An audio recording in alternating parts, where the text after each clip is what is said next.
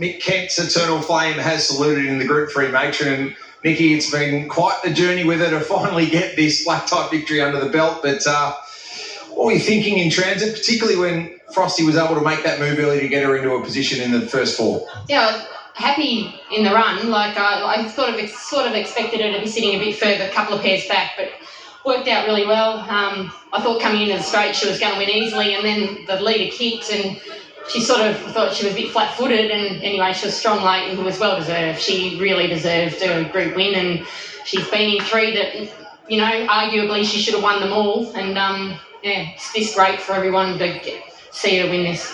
While she was good without luck in the Trecity and mannerism to a lesser extent, did you always feel like 1600 metres was going to be a time to shine this preparation? I'm sitting on the fence there. I really like her at 7 furlongs off a really hot speed. I think that's where you'll see her really come to the fore. But anyway, she got the job done today, and that was great.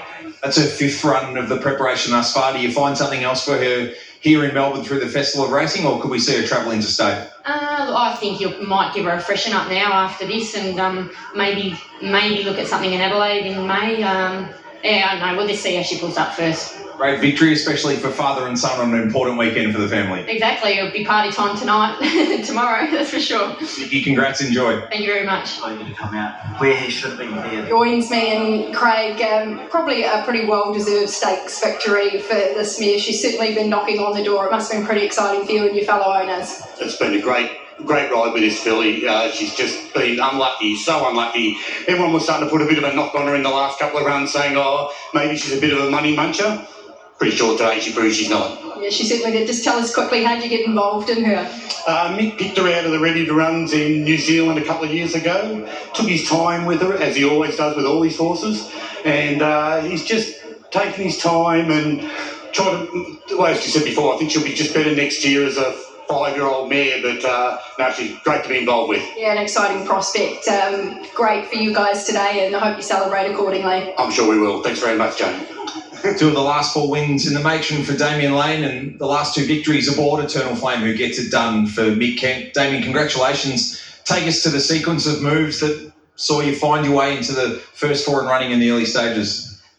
Well, mindful we didn't want to work forward at the mile into the breeze, so I come out neutral, and then a spot presented itself, so I ended up rolling forward and taking up that spot. So we went out with an open mindset, and it was great that was able to eventuate, and we were able to have her in a prominent role.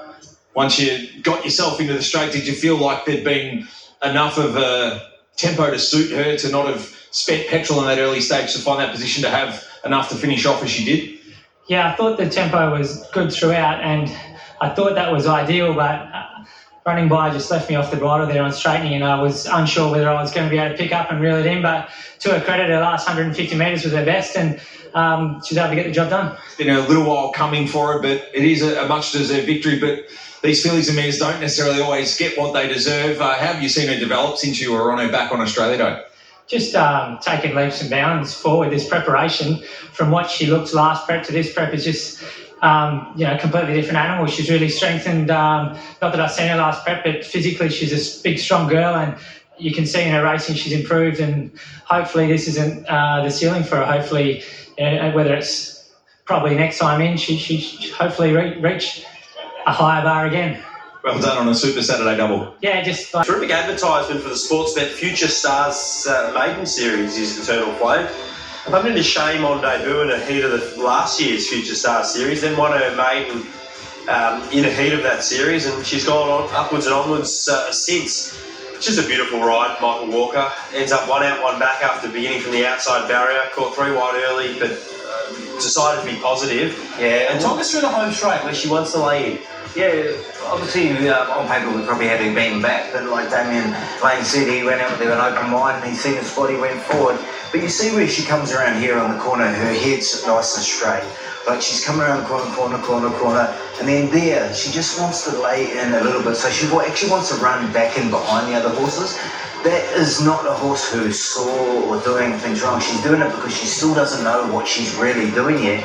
You look here, she still can't catch the second place horse, and then all of a sudden, bang, look at here. She finds a gear and goes, oh, okay, that's what I'm supposed to do. And she's straight and going straight to the line now and running through it. I think she's a really good horse in the making.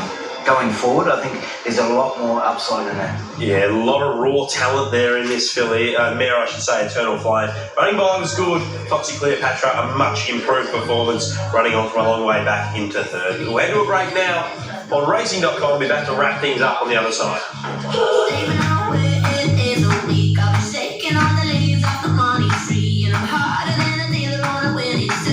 Look at me now, look at me now.